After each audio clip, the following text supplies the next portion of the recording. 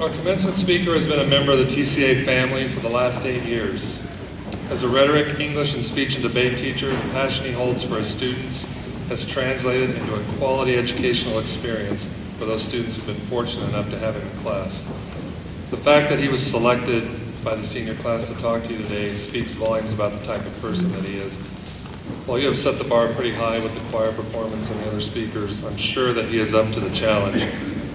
At this time, it's my pleasure to present to you the commencement speaker for the class of 2014, Mr. Brian Hoff.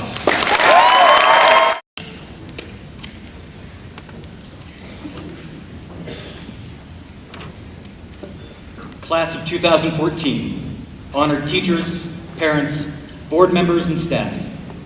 Class of 2014, today we celebrate your accomplishments. And I don't know about you, but I can't think of a better way to celebrate such a momentous achievement than to dress up in uncomfortable clothes, sit in uncomfortable plastic chairs, in absolute silence.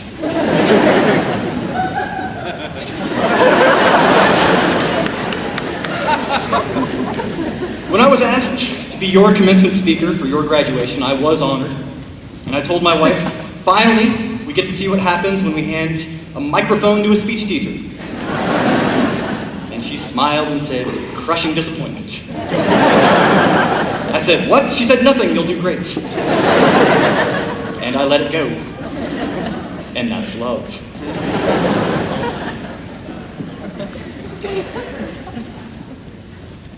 I said, okay. She asked me what great words of hard-earned wisdom I had to impart to a room full of students about to go off into the world. I said, nothing.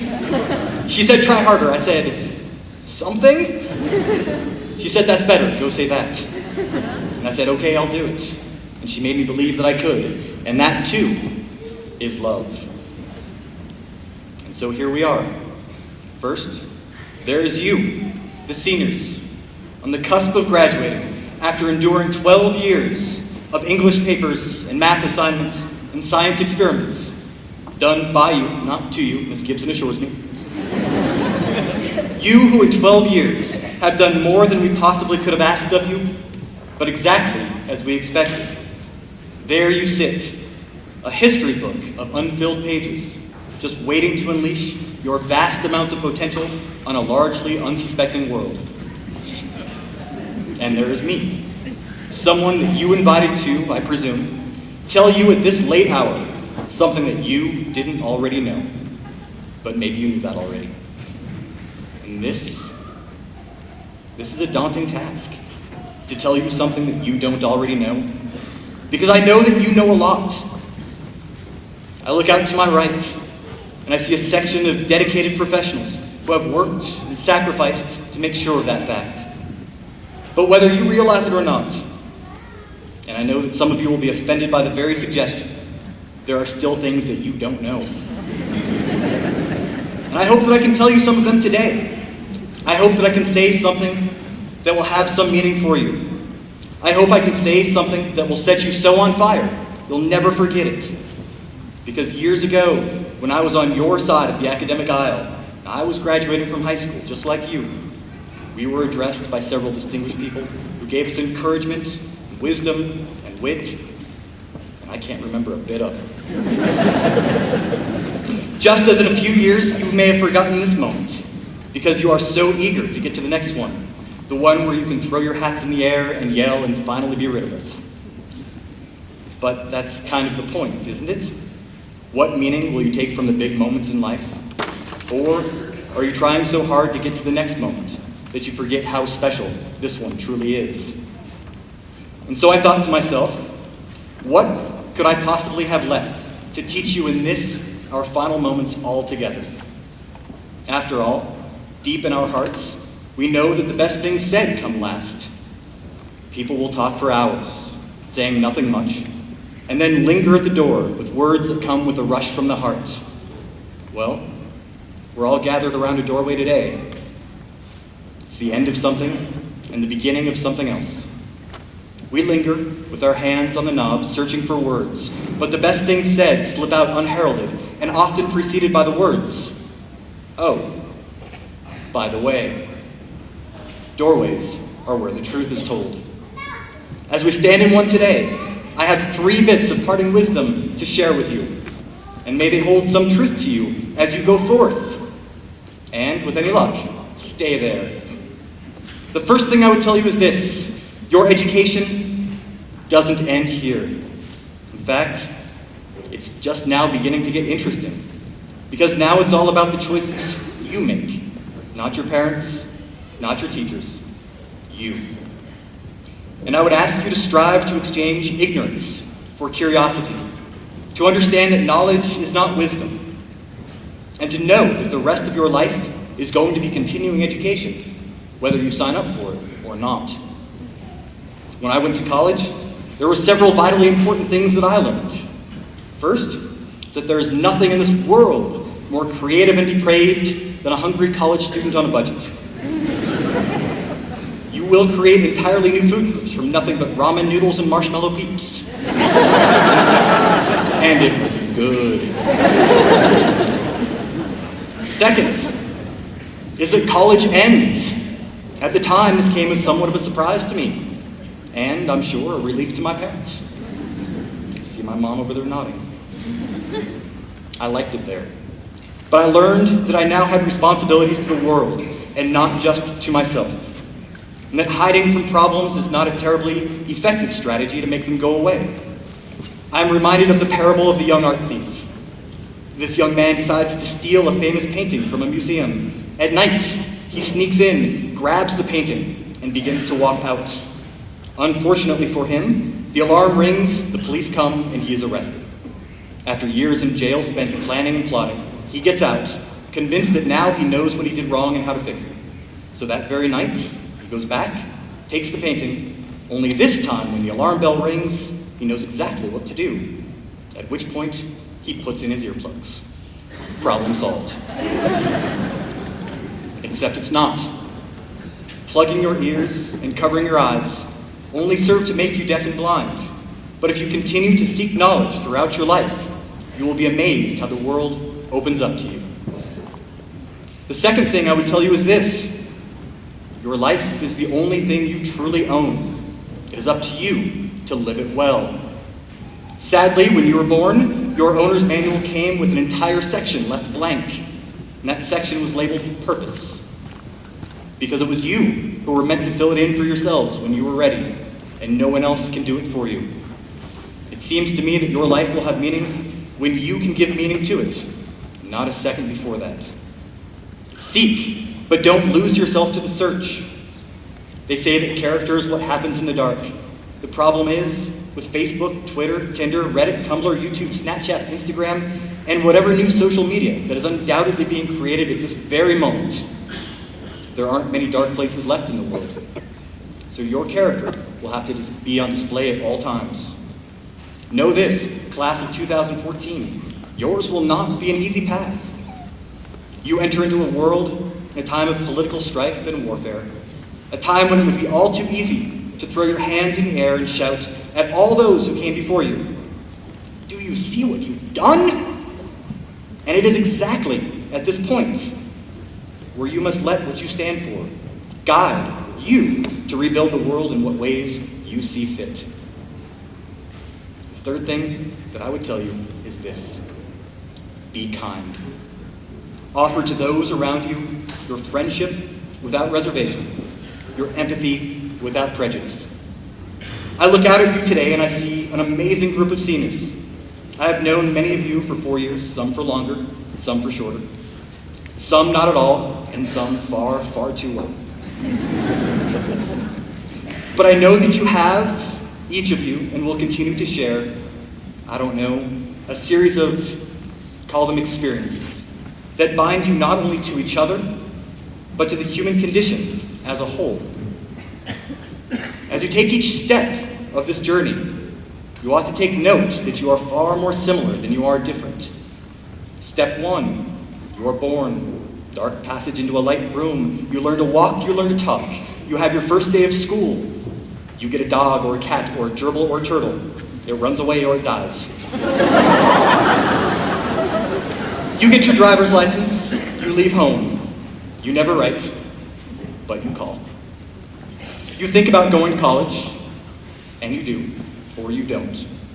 You fall in love, you pick a career, or two, or three. You grow old, you think taxes are too high and the neighbor kids are too loud. Final step, bright passage into a dark room. And I would tell you that this, or any other variation of our common journey, should be met with compassion and understanding. And that, too, is the point. To look at others and say, that could just as easily be me. As we all try to find our way through life, realize that everyone else is doing the same, and that kindness is the currency that never depreciates. There. Wasn't so painful, was it? And pretty short, at just under 10 minutes.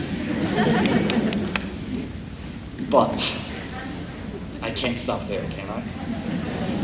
Because with that, you start to turn one eager foot out the door, and the door inches closer to being shut.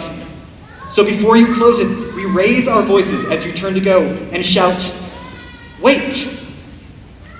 Just one more thing." Because it's at this point, the point where you are truly about to leave, this is the part where we have the helpless urge to shout maxims at you, the leftovers from the buffet of knowledge that we never got around to sharing while you were here. Maxims that we hope might stick to some uncluttered portion of your brain that you only visit in times of deepest contemplation, previously occupied only by your first grade crush's name and your freshman locker combination. Remember, we will want to tell you, there is never an excuse to be bored. You live in a great, big, vast world which you have explored exactly none % of. Remember, before you criticize someone, walk a mile in their shoes. That way, when you do criticize them, you'll be a mile away. And you'll have their shoes. Remember, just because something says it's organic does not mean it's healthy. You know something else that's organic? Bears. And they'll kill you. Remember, seniors, use your words as a tool, not as a weapon. Remember that you have friends in every city of the world, you just haven't met them yet. Remember to not let what is practical stop you from doing what is possible. Remember, the grass is not greener on the other side, it's greener where you water it. Remember. But I know that you will soon forget even these, as wise and thoughtful and well-intentioned as they were. And that's okay.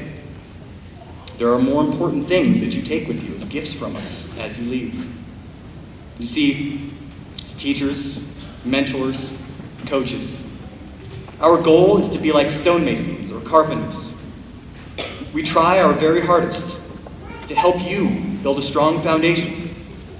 This is a foundation of character and perseverance and curiosity. We build it with our sweat, our tears, our knowledge, our experience. And we give it to you, but not freely. Nothing is free. There is always a price. The cost of your education is expectation. And the price is that you must finish the structure that we have helped to build. And it is up to you now to build the rest of it, precisely because it is yours and not ours. Yes, we have hopes for you, but you are not beholden to them. We have dreams for you, but you are not bound to them. We have a path that we wish you would take, but you are not obligated to travel it. And from this point forward, you have no blueprint, no guide.